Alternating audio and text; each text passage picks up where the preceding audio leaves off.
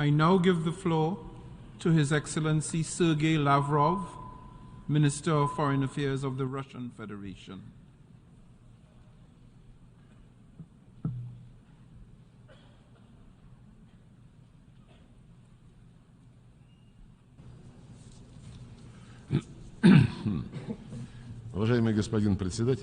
Mr. President, ladies and gentlemen, in the statements of many previous speakers, the idea that our shared planet is experiencing irreversible changes was mentioned right in front of our eyes. There is a new world order being born. Our future is being shaped by a struggle between the global majority in favor of a fairer distribution of global benefits and civilized diversity, and between the few who wield neocolonial methods of subjugation in order to maintain their domination, which is slipping through their hands. The collective West has a calling card, and it has long been to reject the principle of equality and their total inability to reach agreement. Being used to looking down at the rest of the world, Americans and Europeans make all sorts of promises, and they take on commitments into alia, written ones and legally binding ones, and then they just don't fulfill them. As President Putin pointed out, the West is one that is truly an empire of lies. Russia, like many countries, knows about this firsthand. In 1945, when we, along with Washington and London, together were vanquishing the enemy on the front in the Second World War, our allies in the anti-Hitler coalition were already making plans for a unthinkable military operation. That's what it was called, against the Soviet Union. 4 years later, in 1949, the Americans drafted a drop-shot operation to make mass-scale nuclear strikes on the USSR. These ghastly, senseless ideas did remain on paper. The USSR created its own weaponized retaliation. It took the Cuban Missile Crisis of 1962, when the world was on the brink of nuclear war, for the idea of deploying it, and the illusion of victory stopped being the basis of the military planning strategy of the US. At the end of this Cold War, the Soviet Union plays a decisive role in reuniting Germany and agreed upon parameters for the new security architecture in Europe. Furthermore, the Soviet and then the Russian leadership was given concrete political assurances regarding the non-expansion of the NATO military alliance to the east. The relevant records of these negotiations are both in our and Western archives, and they're in open access. But these assurances by Western leaders were just deception. They in no way intended to uphold them. Furthermore, they were never bothered by the fact that by expanding NATO towards Russia's borders, they violated official commitments that were made at the highest level in the OSCE. Commitments not to strengthen their own security to the detriment of the security of others, and not to permit a military political domination in Europe of any country, group of countries, or organization. In 2021, our proposals to conclude treaties on mutual security guarantees in Europe were rudely rejected without any change to the status of Ukraine being outside the alliance. The West continued its ongoing militarization of Russophobic Kiev regime that was brought to power as a result of a bloody coup, and start to use this to wage a hybrid war against our country. Something that has been unprecedented since the end of the Cold War was a recent number of joint exercises between the US and their European NATO allies, inter alia, to develop scenarios for the use of nuclear weapons in the Russian Federation. The stated aim of inflicting a strategic defeat on Russia, and once and for all, this became crystal clear. The fact that they are clearly hell-bent on their own impunity, and they're bereft of their basic desire for self-preservation. Headed up by Washington, NATO countries not only are expanding and modernizing their offensive capabilities, but also are shifting the armed into space and the information sphere. A new dangerous manifestation of the expansionism was extending the alliance's area of responsibility to the entire eastern side of the world, using the pernicious slogan of the indivisibility of security, the Eurasian and Indo-Asian Pacific region. To this aim, Washington is creating its subordinate military, political mini alliances like AUKUS, the Troika of the US, Japan, and the Republic of Korea, the Quartet, Tokyo, Seoul, Canberra, and Wellington, by pushing the participants of these structures to practical cooperation with NATO. This is bringing its infrastructure into the Pacific area. It is obvious that such efforts are targeted against Russia and China and on the collapse of the inclusive regional architecture of ASEAN. This runs the risk of creating new explosive hotbeds of geopolitical tension, in addition to that which is hotting up very significantly around Europe. One certainly has the impression that the US and the Western collective that is fully subordinate to it have decided to turn the Monroe Doctrine into a global one. These ideas are totally illusory, they're extreme, but the Pax Americana will not stop it. The global minority is doing all it can to put the brakes on the acceleration of the natural course of events. The Vilnius Declaration of NATO on strengthening partnership between Russia and China has been characterized as a threat to NATO. Speaking to his ambassadors abroad, President Macron said he was really concerned about the expansion of BRICS, deeming that this shows that it, quote, complicates the situation in the international sphere in order to it runs the risk of weakening the West, in particular Europe. A review of the world order is underway, as is of its principles, and is undermining the way that the West is working. This is the end of that quote. So here's a revelation. If anybody wants to meet without us, become closer without us, or without our consent, then that poses a threat. The pushing of NATO into the Asia-Pacific region is something good, but the expansion of BRICS is dangerous. However, this logic is inexorable. The main trend has become for the global majority to strengthen their national interests, their sovereignty, their traditions, their culture, and their way of life. They don't want to live under anybody's yoke anymore. They want to make friends between themselves, solely on an equal footing and for mutual benefit. And such organizations such as BRICS and the Shanghai Cooperation Organization are on the rise, and they are defending their rightful role in forming objectively our multipolar architecture. Perhaps for the first time since 1945, when the UN was established, there is now a chance for genuine democratization of global affairs. This inspires optimism for all those who believe in the rule of law internationally and who want to see the revival of the UN as a central coordinating body for global politics. A body where decisions are made about how to reach decisions together, having a fair balance of interests. For Russia, it is clear that there's no other option. However, the US and its subordinate Western collective are continuing to fuel conflicts, which artificially divide humanity into hostile blocs and hamper the achievement of overall aims. They're doing everything they can to prevent the formation of a genuine multipolar, fair world order. They are trying to force the world to play according to their own self-centered rules. I would like to urge Western politicians and diplomats once again to carefully reread the UN Charter.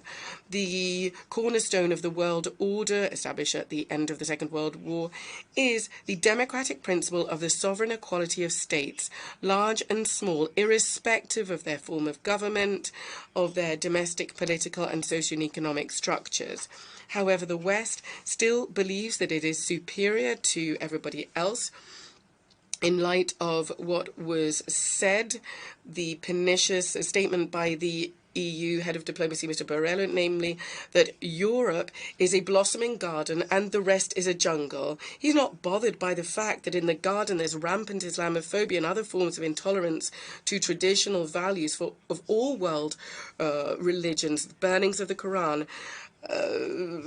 discrimination of the Torah, persecutions of Orthodox clergy, and disdain for the feelings of believers are very commonplace in Europe. A gross violation of the principle of sovereign equality is the use by the West of unilateral coercive measures.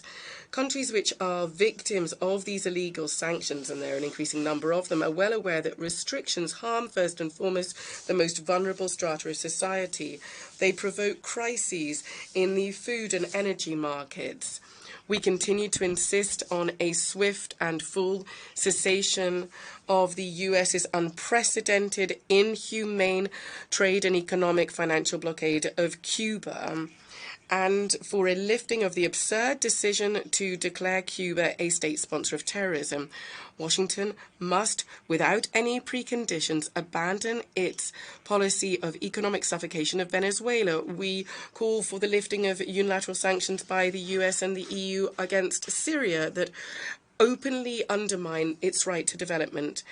Any measures that circumvent the UN and that are coercive measures must be ended, as must the West's weaponized practice of manipulating the Security Council sanctioned policies to exert pressure on those they don't like. Something which clearly demonstrates the West's self-centeredness in their attempts to Ukrainize the international agenda by pushing onto the back burner a number of unsettled, unresolved regional conflicts, or crises rather, that many have been in place for decades now.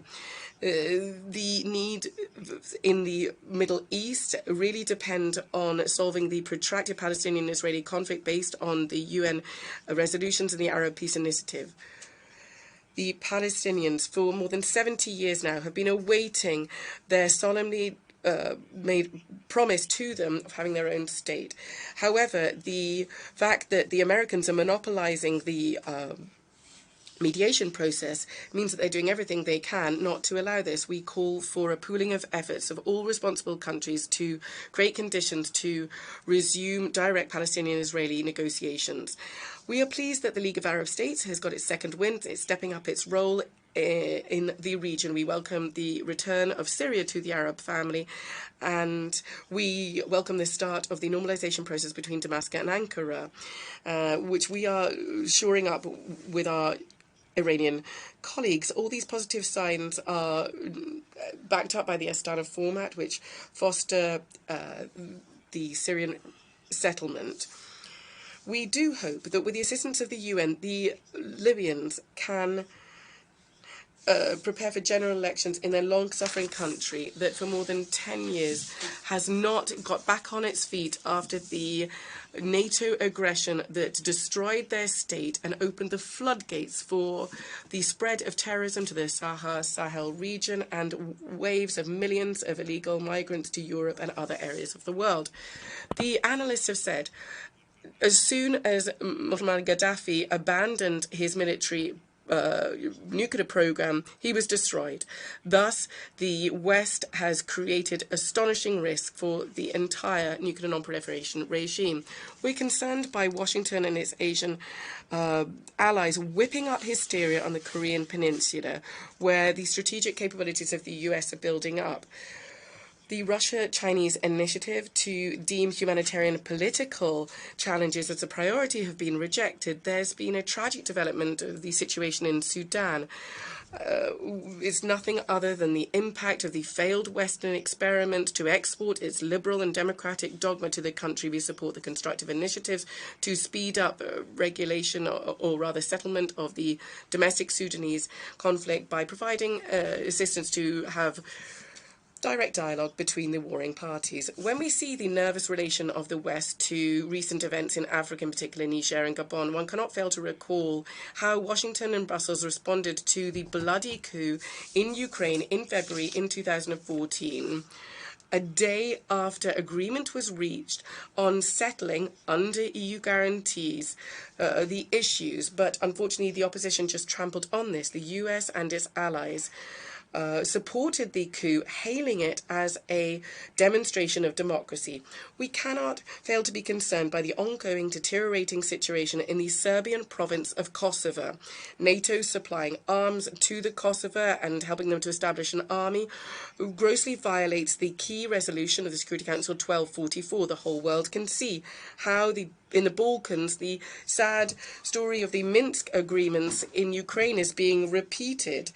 There, I recall, there was stipulation for a special status for the republics in Donbass. However, Kiev openly sabotaged this with the support of the West. Just now as well, the EU does not want to force its Kosovo protégés to implement the agreements that were made between Belgrade and Pristina in 2013 to set up a community of Serbian municipalities of Kosovo. This would have special rules regarding their language and their traditions. In both cases, the EU acted as a guarantor for these agreements. Apparently, they share the same fate. You just need to look at the sponsor and you see the result. Now Brussels is imposing its mediation services, so-called mediation services, on Azerbaijan and Armenia, along with Washington, and this is... And in fact, Yerevan and Baku actually did settle the situation.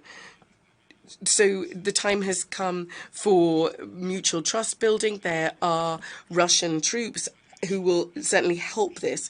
Now, talking about decisions of the international community that remain on paper, we call for a completion once and for all of the process of decolonization.